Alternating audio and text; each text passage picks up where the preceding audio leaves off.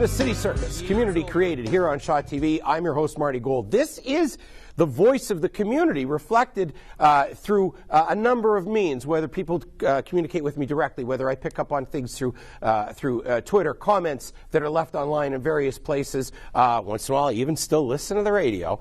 And what I try to do is put together a compendium of information based on those perspectives, as well as mainstream media coverage, all with the notion of transparency and accountability at the core of what we do, following in the footsteps of the many mentors I was lucky to guide me in the sense of civics, the sense of how to use community television, community radio, in order to ensure that coverage is brought to issues that the mainstream media, they just can't see. They just don't get. I do get it. I do see it. And I make sure that you and the broader community get that information. Let's go over the illustration board. We're going to open up with civics. First of all, a few reminders.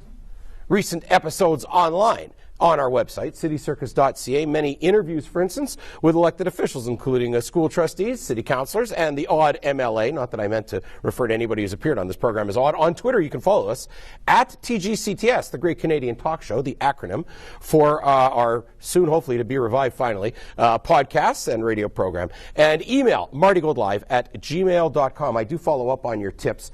For instance, in the last few weeks, I've been almost alone in Winnipeg media covering what's gone on with the Marion Street overpass, otherwise known as the Marion St Freeway project. And people have asked in the course of my coverage of what has gone on there, the fact that there are 500 homes in that neighborhood around Marion and Archibald that received no notices whatsoever, felt very cut out of the process by which a plan was evolved that would supposedly solve the traffic problem, but would bring many, many, many more trucks down their roadways and eliminate almost every single area business. So it would be, paved over into a parking lot. I guess, if traffic isn't moving right at rush hour or something.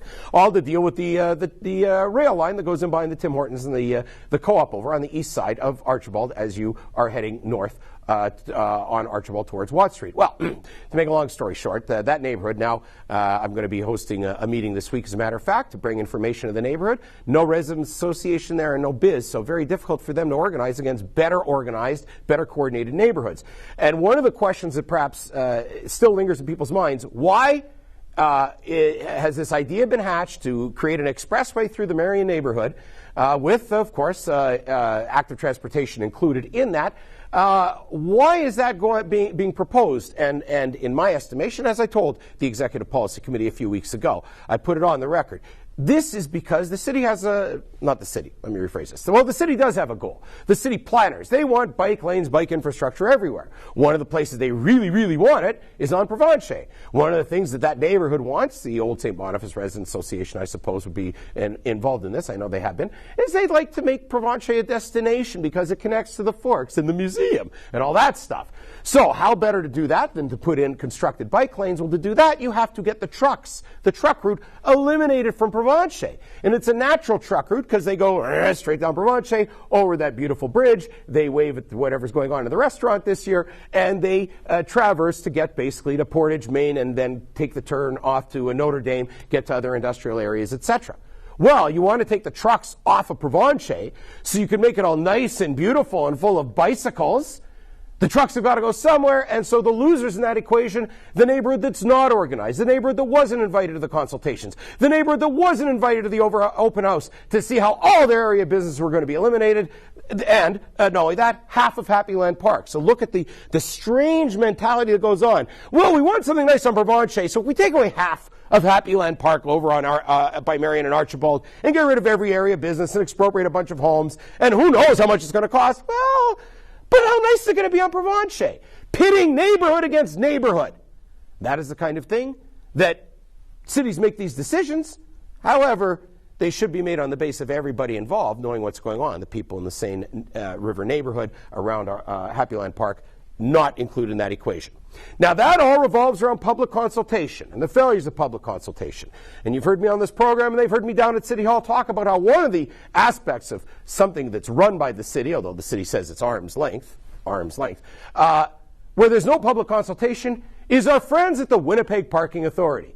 That bring in plans and haven't had add parking meters, change times, hike the rates, and haven't had the guts to have a meeting with the public and face the public since I think it'll be March 2012. It's been like 3 years.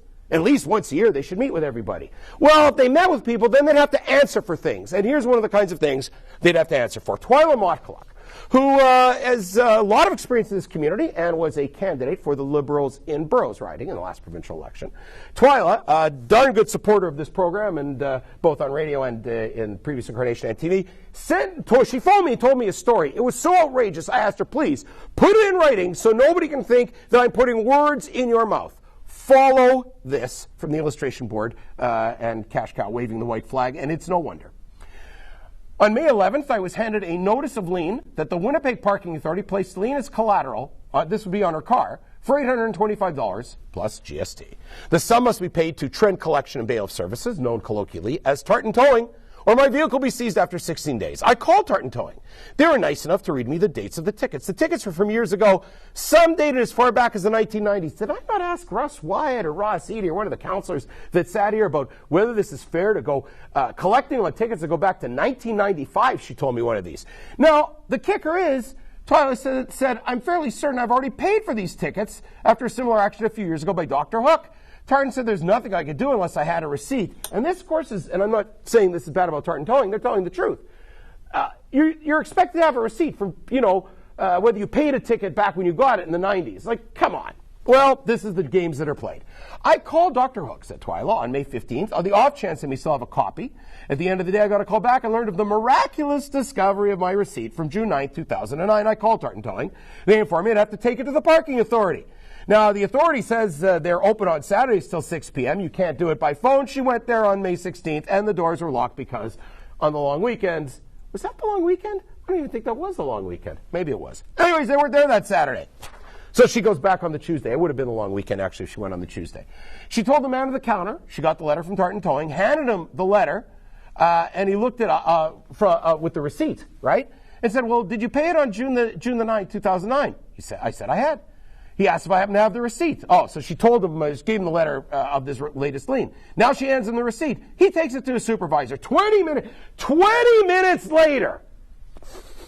Is that a fishy smell? A woman summoned me to the counter, gave me a long, confusing explanation as to why I had to pay Tartan Towing again. Something about the arrangement with Dr. Hook and how Dr. Hook, this according to Twyla Mottkaluk, was told by an official from the Winnipeg Parking Authority at their offices in person, face to face. Dr. Hook supposedly had not forwarded all the money to the Parking Authority 6 years ago when Mottkaluk paid it, and I should go to Dr. Hook and ask him to explain the receipt. I replied, the receipt is very clear. I paid them $925.55 for a Winnipeg Parking Authority lien plus fees for towing and storage and tax. So I guess in that instance, they seized her car. She then claimed, this would be the person at the counter, the supervisor, the previous amount of money received by the Parking Authority hadn't been applied to all of the tickets the lien was for, and I must pay those same tickets again. In other words, she has a couple more tickets from, say, 2013. They're trying to ding her for the tickets that she paid for going back to 1995, and now have added on a couple more. This makes sense, right? To absolutely no actual human being. Twyla goes on. As far as I know, and as far as my receipt knows, and as far as I was told at the time of payment, I paid those tickets in full. It is not up to me to know about or care about the arrangement between Dr. Hook Towing and the Winnipeg Parking Authority. I was told who to pay, the amount to pay, and I paid it. Whether the Parking Authority feels good about their own dealings with a third-party collection agent is irrelevant to me. The Parking Authority has no right to collect it from me. Again, signed Twyla Mottkaluk. Councillor Jeff Blvd, the councillor in question, who chairs the committee that oversees the Parking Authority. And do you think that he's received a copy of this by email and a request for an answer that I can read on the air in this program? You betcha! We'll return from the break and we'll tell you even more about what's going on with hydro, bipole, and Manitoba hydro, bipole, and expropriations right after this.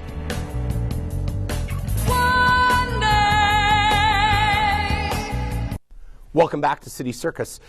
We spent probably more time than any other entity on Winnipeg television talking about Manitoba Hydro, talking about bipole. We showed you the clips on last week's program. Blade Peterson, the MLA from Midland for the Conservatives, questioning Eric Robinson, the minister responsible for hydro, and the deputy premier, who did not really want to deal with the unfair handling, the unfair tactics being used against landowners in the path of bipole. And Mr. Robinson can talk about consultation and negotiation all he wants, but when somebody walks in and says, well, we'll pay you 150% of the value of the land that we're going to take from you but the land value is based on 10 years ago, and we're not going to be very clear about who's responsible if something happens on this land we've taken, because you've still got hydro towers and such things on some of these. They'll be crossing the land, and other issues. And what about the tromping of potentially infectious viruses onto the crops, etc. He blows all that off because they've had 400 meetings. 400 meetings where they're bullies still means they're bullies, of course. But Eric Robinson, he thinks this is a big joke. Okay. Well, Mr. Peterson read a petition in question period that does a better job explaining what Hydro has done to these landowners that are in the path of their almighty bipole plan than I ever could.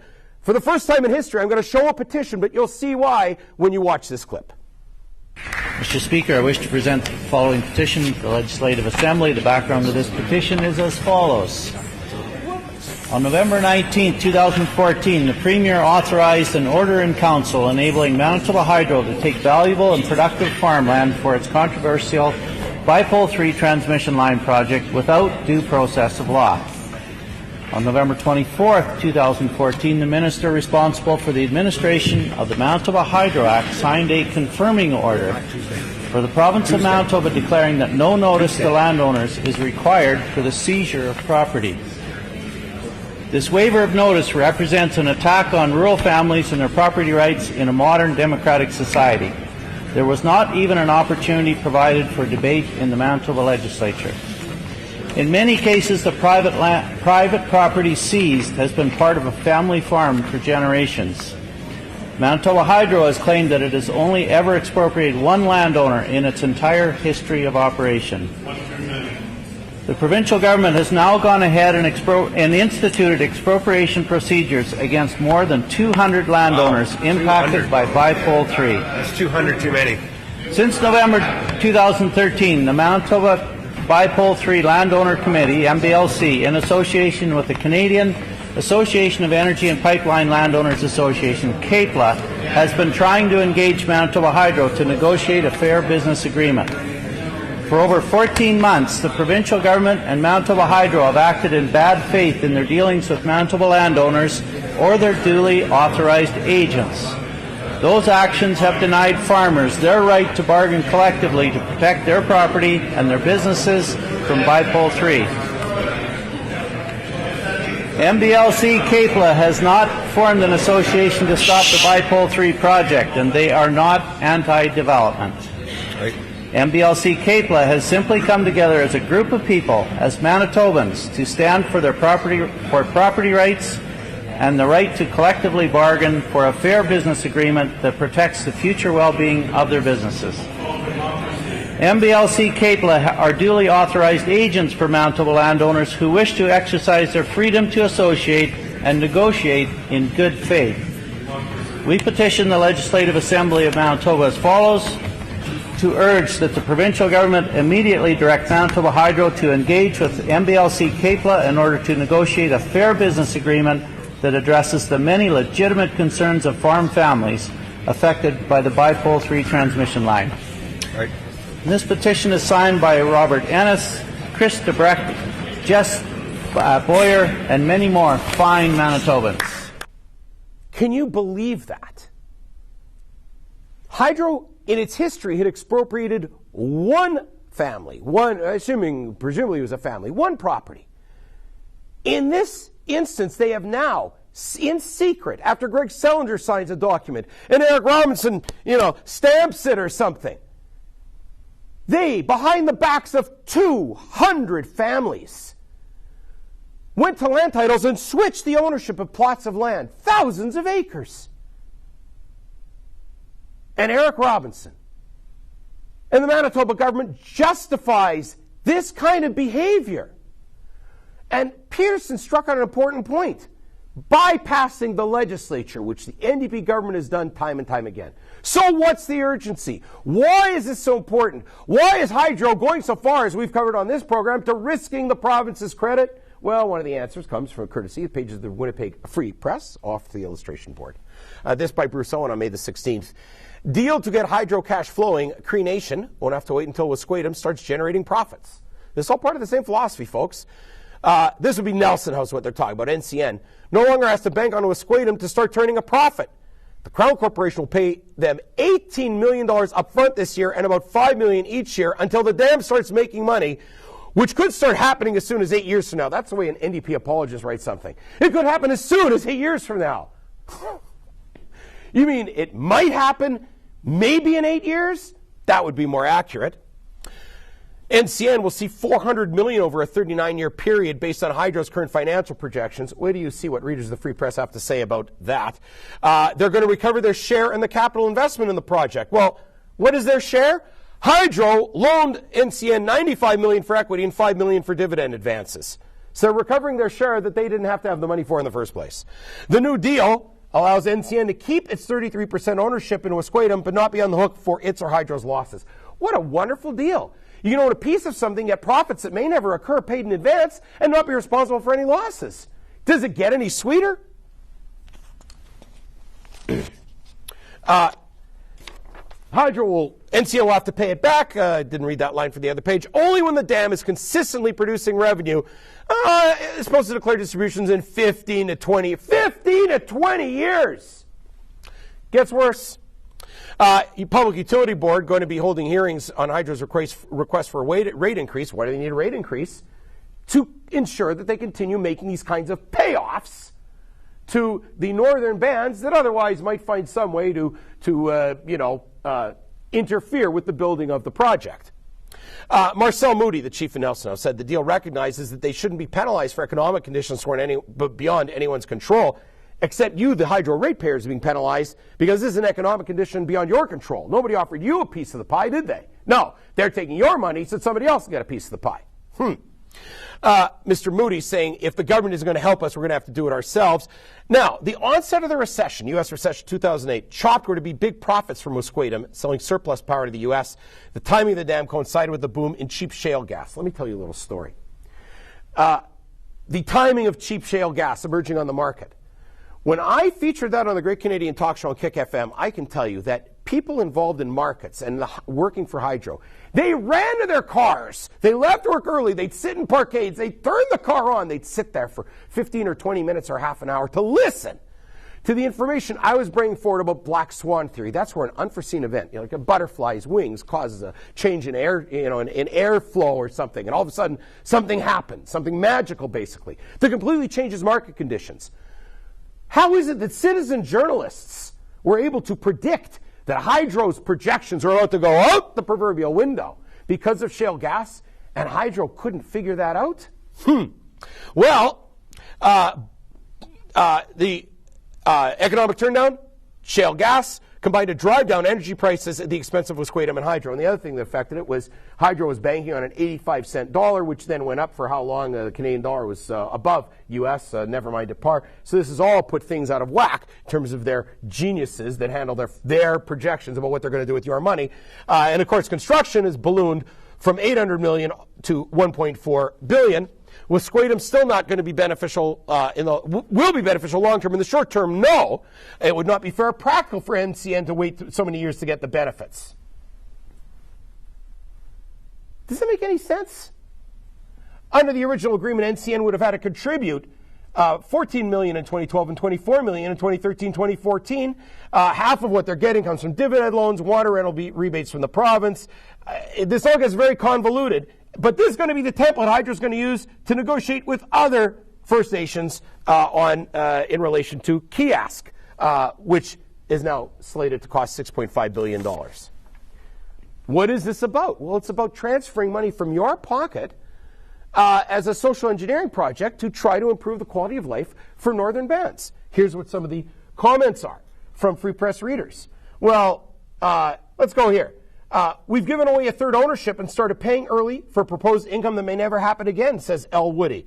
Anyone questioning this will probably get the Bomber Stadium response, but it looks good. The winners are the unions and the dues they collect. The unions then support the NDP, of course. Manitobans will suffer the consequences of increased rates or higher debt. Another comment from a user ending in 111. Manitobans pay 7 cents a kilowatt hour and export power. They're getting 3.5 cents. Just wondering, saying, well, it's kind of twisted the way we pay more so we can give the U.S. cheap, reliable power. Modip saying we are experiencing Manitoba NDP business and economic acumen, something that we call in this part of the world New Democonomics. Hydro is another example of their business acumen, and the pure quality services and crumbling infrastructure are examples of their economic acumen. Now, a few more brief points from Reader 547. Wesquatum came in 100% over budget. Hydro's initial estimates for bipole on the west side, already 100% of the initial forecast. Only a fool or the PUB would believe Hydro's current forecast that Wesquatum will make money 8 years from now, because Hydro can't predict the cost of competing sources of electric power that far in the future, that the capital cost of Kiosk will be $6.5 billion, and that Kiosk will ever generate an adequate return on investment, using logic only a body run by civil servants can understand. The PUB approved Kiosk because otherwise Hydro would have had to write off the billions already spent. It's just a big game. You're going to subsidize power to the states. You're going to subsidize economic activity on northern reserves. You won't be able to afford it. Maybe you will. Think of how many people, poor people on fixed income, senior citizens, industries, nonprofits that have to pay the heating bill. Where are they going to find the money that is then going to be spread around and at the same time subsidized power being sent to the United States? This is Manitoba's vision of Hydro, and to accomplish all of this, they are basically, as Mr. Peterson said, they're engaging in the theft of land by secretly taking title of it so that they could push through bipole.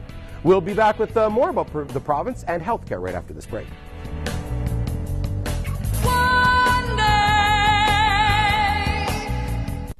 Welcome back to City Circus. Another story that we pioneered across the country was the Brennan inquest. We have gotten a response from the office of Gord McIntosh, the Justice Minister, about the rationale why Dana Brennan, the daughter of the late Heather Brennan, was not funded for the inquest.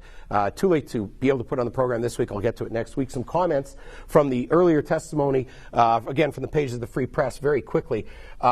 People observing, it seems ER physicians must decide between the needs of people and the orders of the WRHA because of protocols that's been set by them. I have no idea about hallway medicine in other hospitals in the Seven Oaks, but it's alive and thriving at the Grace. Mossy Man saying ER charting is a major problem at the Seven Oaks. The MDs are cutting corners and sacrificing chart integrity. With the daughter having to fight to get the basic information about her mother's health records, by law, according to the Ombudsman's Office, the hospital must provide chart copies to family members upon request. Another comment, a series of woefully inadequate health ministers appointed by a completely inept premier are ultimately responsible. Something, of course, I've said myself. Now, at least Heather Brennan found an emergency room. There's 22 closed across the province and an OR. And then in Selkirk, they couldn't even figure out how to get a new hospital built. Watch Dr. John Gerard quiz Premier Greg Selinger about why this contract was bid on successfully and then mysteriously pulled out from under PCL construction. Mr. Speaker, Manitobans have been concerned for some time about the contracting policies of this government, and for good reason. The $100 million STARS contract was not tendered.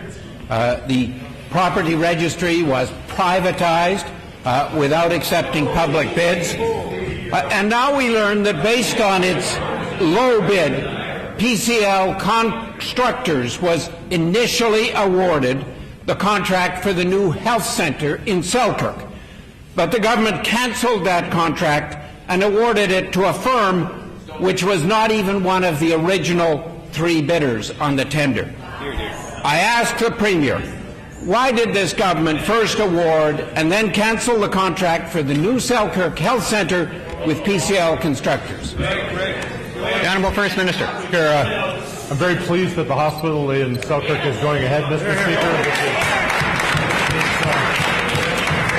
This is going to be this is going to be an important facility to serve the people not only of Selkirk, but to serve the people of the Interlake. And Mr. Speaker, with respect to the specifics, information will be provided to the member on that, but I understand that legal advice was received and proper procedures were followed based on that legal advice, Mr. Speaker.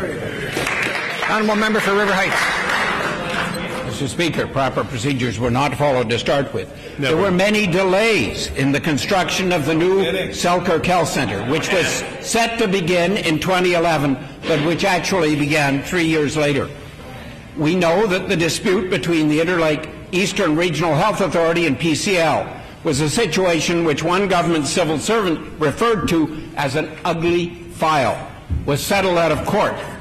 Just like the STARS contract and the sale of the property registry, Manitobans want to know the extra cost of today's NDP government's unfair business practices. I asked the Premier what was the additional cost to Manitobans because of the questionable tendering process used with the new Selkirk Health Centre. Good question. The Honourable First Minister. I answered the member's question. Decisions were made based on the best legal advice that we received with respect to that facility. I'm pleased that hospital is being built, Mr. Speaker. There's a real contrast. They promised a hospital 10 times in Brandon, Manitoba. It never got started. It's now built and functioning. The Selkirk Hospital will be built and function. Yesterday I was in the constituency of Midland, in Notre Dame de Lourdes, where we're building a small, new tertiary care hospital, Mr. Speaker, in Notre Dame de Lourdes. That facility has been tendered. It will be built, Mr. Speaker. We're building quick care clinics. We're building access centers. We're hiring nurses. We're hiring doctors. And what will the member's office do in the face of all that progress? They'll vote against the budget, Mr. Speaker. Honourable Member for River Heights. Mr. Speaker, the Premier dismisses my concerns, and yet it was such a serious matter that PCL launched a lawsuit against the Interlake Eastern Regional Health Authority, alleging that it had cancelled the tender on false and misleading grounds. A lawsuit that the Interlake Eastern RHA denies ever happened, according to this FIPA. And yet, I ask the Premier, what is the Interlake Eastern RHA, under today's NDP, trying to hide by denying the lawsuit when we have evidence that the lawsuit was initiated, and I table that evidence, Mr. Speaker? Here. Oh, I don't know nothing about it, he says. The Honourable First Minister. Thank you, Mr. Speaker.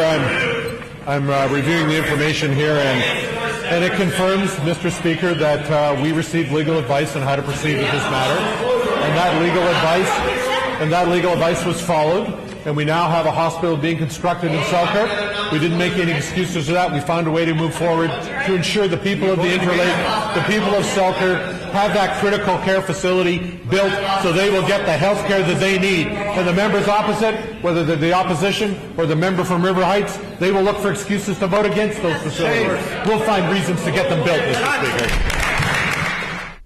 Selinger dumbfounded when told that the health authority that handles the Selkirk Hospital claimed that there was no lawsuit, and Dr. Gerard showed there was. We will continue to bring out stories like that for you, because remember, after all, you have the power.